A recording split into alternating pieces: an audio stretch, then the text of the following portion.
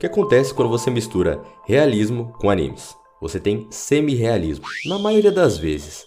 Então nesse vídeo eu vou te mostrar como desenhar semi-realismo nesse estilo aí que eu tô colocando na tela. Se você curtiu a ideia desse vídeo, deixa o like. Se você é novo no canal, primeira vez aqui, se inscreve porque toda semana tem vídeos novos. A primeira coisa que vai facilitar a sua vida na hora de desenhar um personagem realista é escolher uma boa imagem.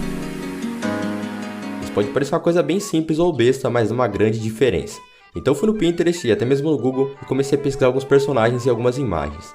Tem várias coisas que você pode estar olhando na imagem para facilitar e saber se ela é boa ou não. Mas a melhor dica é ver o tamanho da imagem. Quanto maior ela é, mais resolução ela vai ter e assim mais fácil vai ser para você ver os detalhes quando você dá um zoom. Inclusive essa imagem que eu escolhi não seria uma das melhores imagens para escolher, porque tem partes que ficam um pouco difícil de ver os detalhes. Mas você vai entender, mesmo assim tem como fazer. Então uma dica, recomendo que você comece escolhendo uma boa imagem, porque facilita todo o processo, principalmente quando você quer sair do semi-realismo e para o realismo de fato. Depois a gente escolher a imagem, vem a parte do esboço, que é basicamente onde você vai fazer o rascunho ali do desenho. Eu ia começar com a técnica de linhas guias, esse estilo que eu estou colocando aí na tela. Você escolhe uma imagem e começa a fazer algumas linhas que vão determinar onde começam e onde terminam as partes mais principais do desenho. E aí você pega essas mesmas medidas que eu estou fazendo no computador e passa para a sua folha. Assim, conforme você vai fazendo o desenho, você consegue ter um referencial. Se você não sabe como esse esboço funciona, eu vou deixar na descrição aí um vídeo completo, que é um passo a passo que eu fiz aqui no YouTube. E é claro, se você quiser se aprofundar, saber mais técnicas de desenho e pintura, no meu curso completo eu ensino tudo mais passo a passo ainda. Então, clica lá e vem conhecer os segredos dos animes. Porém, como esse esboço é uma técnica que leva mais tempo, ou até mesmo uma técnica de grid que eu precisaria medir mais, eu decidi fazer o esboço mais fácil de todos, porque eu sei que tem muita gente aqui no canal que é de vários níveis diferentes. Inclusive, me fala nos comentários aí, qual nível de desenho vocês consideram? Iniciante, intermediário ou avançado? Então, para você que é iniciante, a coisa mais fácil é o esboço ou a técnica de decalque. Na verdade, isso é um nome muito bonito para uma coisa que é muito mais fácil, provavelmente você já fez e não sabia que tinha esse nome, né? É o famoso passar por cima. Como você faz isso? É só você pegar, imprimir uma folha com o desenho que você quer, o tamanho que você quer, vira a folha ao contrário, pega um lápis grafite ou um lápis 6B, né? Um lápis que tem o grafite para você passar atrás da folha. Depois é só você pegar a sua folha oficial, colocar embaixo, colocar a folha por cima e aí você vai fazendo o contorno, assim como eu estou colocando aí na tela. E depois, quando você tirar, você vai ter o desenho na sua folha. Algumas dicas que vão te ajudar quando você for fazer esse processo. A primeira delas é, passe bastante grafite na folha que você vai colocar em cima, porque assim você não precisa colocar tanta força para passar o desenho na folha de baixo. E por que eu tenho essa dica aqui que parece óbvia?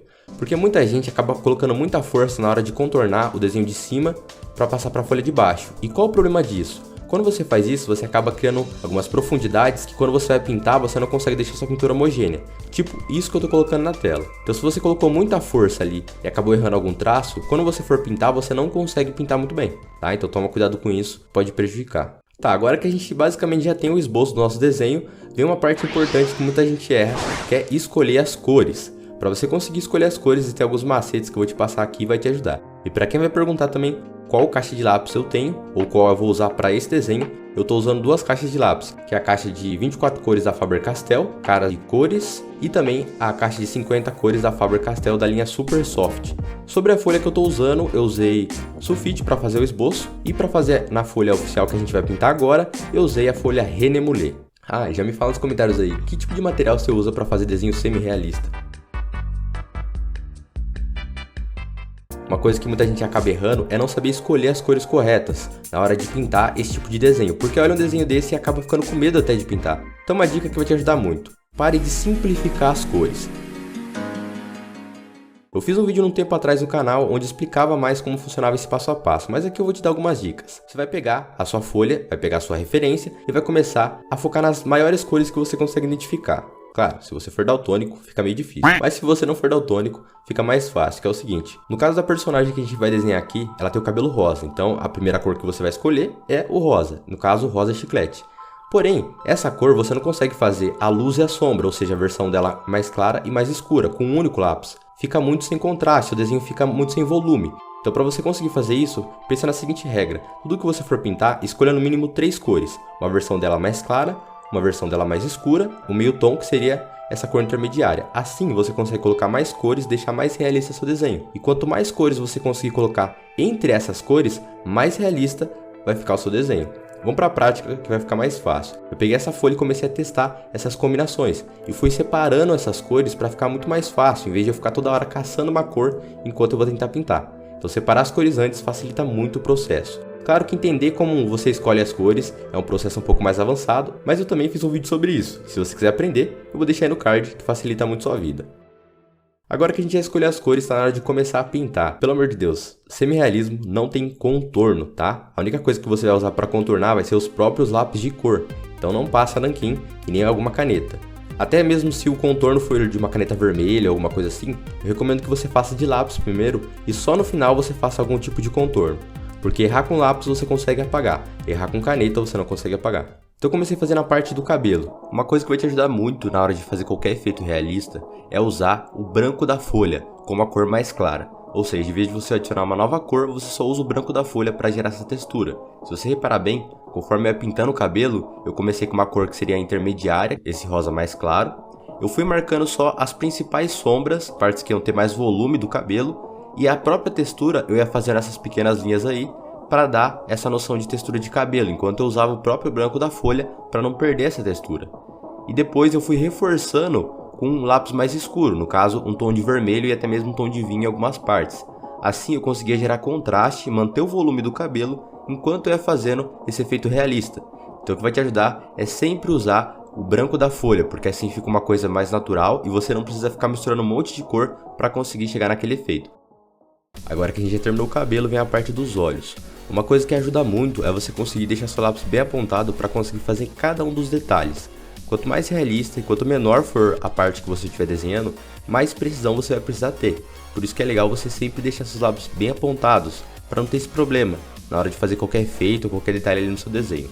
Uma dica que eu passei até no meu Instagram, você pode fazer em qualquer desenho seu, tanto que eu usei nessa personagem aí, é pegar vários lápis da mesma cor. Se você tiver bastante lápis de várias caixas diferentes, você pode fazer isso e apontar eles. Assim você deixa basicamente um estoque pronto ali e quando você for fazer o desenho, você não precisa ficar parando de 5 em 5 minutos para apontar qualquer tipo de lápis seu. Isso aqui também muita gente não se atenta, que é qual a forma que você usa para pintar as texturas. O cabelo tem que ser pintado dessa forma que eu estou colocando na tela, porém a pele é com aqueles movimentos circulares, porque isso vai fazer misturar e vai dar esse efeito de pele, uma coisa mais homogênea. Então cada parte que você vai pintar, você tem que levar em consideração como você vai usar o seu lápis para ter o melhor resultado. E foi isso que eu fui fazendo. A textura da pele eu usei o branco da folha também para conseguir dar o efeito mais realista, mas também fui usando as camadas e fazendo os movimentos circulares, diferente do cabelo que eu fazia vários traços para dar a textura de cabelo. E é por isso que eu consegui dar esse efeito realista e essa diferença entre o que é o cabelo e o que é a parte da pele, já que o realismo não tem contorno. Esse tem um pouco, mas mesmo assim essa ideia ajuda bastante. Uma coisa interessante que eu queria mostrar pra vocês também é a ideia de referência de pintura. No pescoço da personagem isso vai ficar mais nítido para você conseguir entender o que eu tô falando. Você percebe que o tom de pele ali na parte do pescoço, por ter uma sombra, é mais escuro. E esse é um grande problema que quando o pessoal tá estudando luz e sombra não consegue entender. E essa é uma diferença que ajuda no semi-realismo e no realismo. Se você começa a pintar a sombra e faz a primeira camada inteira da pele, tudo de uma vez, ou seja, pinta primeiro a sombra em toda a pele e depois o tom intermediário e no final a parte de luz, você pode acabar deixando algumas partes mais escuras do que deveriam, mais profundas do que deveriam. Então o que ajuda no semi-realismo para você conseguir acertar isso e não errar é você fazer pedaço por pedaço, que foi o que eu fui fazendo. Você percebe que eu primeiro pintei os olhos, a parte ali do rosto, depois eu fui para a parte do pescoço, que era mais escuro. Assim eu já sabia o quanto eu tinha que apertar o lápis, quantas camadas eu tinha que fazer no rosto, que é dar aquele tom. Eu percebi que eu poderia deixar mais camadas e usar outros lápis para deixar ainda mais escuro. E assim eu não ficar com aquele medo de errar.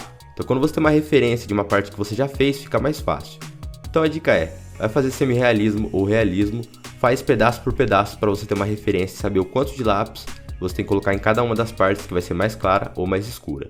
Nessa parte do lanche vem uma coisa muito legal que é os detalhes e também a questão dos tons. Se você reparar, muita gente olha e deve ficar confusa por onde começa ou como faz.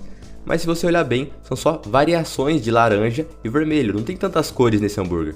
O que vai te ajudar a entender como funciona a luz e sombra e como usar ela nas cores, que é o que eu vou te mostrar agora. Se você reparar, o que eu fiz é começar com as cores mais escuras e já marcando algumas partes de uma maneira leve para saber o que ia ser mais escuro e o que ia ser mais claro. E como a gente está falando de tons de laranja, para você escurecer tons de laranja, você precisa usar tons de marrom. Se você não sabe por que eu tô falando isso, tem um vídeo no card que vai te ajudar, tá? Lá é mais passo a passo sobre a teoria das cores. E outra coisa que ajuda a manter esse contraste, além de manter o próprio branco da folha, é usar a borracha a seu favor para manter a textura.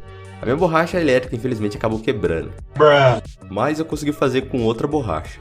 E aí, quando você vê que a cor ficou muito forte, você pode apagar, mas não é apagar para tirar a cor, porque essa borracha não vai tirar a cor, ela só vai diminuir a intensidade dela. E aí que você consegue fazer um efeito usando a própria borracha que você tem na sua casa. Então não tem problema você errar, às vezes você pode errar, apagar para tirar o excesso, mudar as cores e ir testando. Assim como eu falei, eu fiz a parte mais escura do hambúrguer, que é a parte do pão ali, e depois eu fui fazendo as batatas, que eu percebi que era só fazer o jogo de luz e sombra, ou seja, onde era mais claro eu deixava o próprio branco da folha, e onde era mais escuro eu fazia um gradiente de canela e amarelo.